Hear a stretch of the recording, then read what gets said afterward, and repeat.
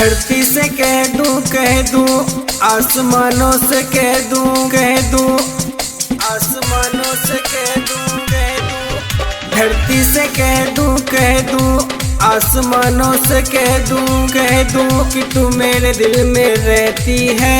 रातों को चांद तारे से कह दूं सिर्फ तुम्ही को चाहूं, सिर्फ तुम्ही को चाहूं, सिर्फ तुम्ही को चाहूं, सिर्फ तुम्ही को चाहूं, सिर्फ तुम्ही को चाहूं, सिर्फ तुम्ही को चाहूं, सिर्फ तुम्ही को चाहूं।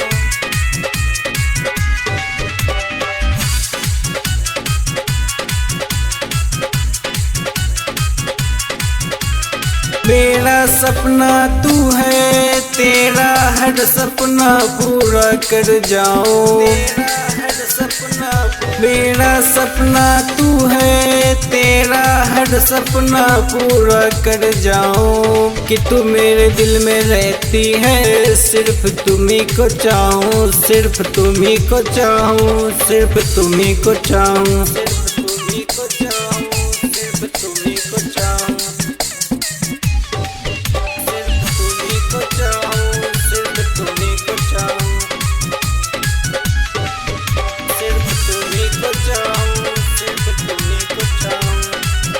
तेरे मम्मी से कह दूं तेरे पापा से कह दूं, तेरे पापा से कह दूं, तेरे मम्मी से कह दूं तेरे पापा से कह दूं तू मेरे दिल में रहती है।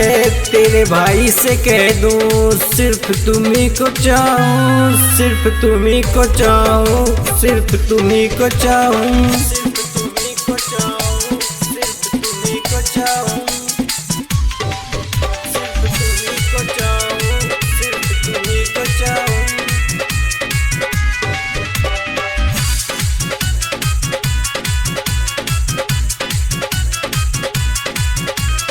जो खाएगी वो खिलाऊंगा, प्यार कर ले तुम्हें शॉपिंग कराऊंगा, जो खाएगी वो खिलाऊंगा, प्यार कर ले तुम्हें शॉपिंग कराऊंगा।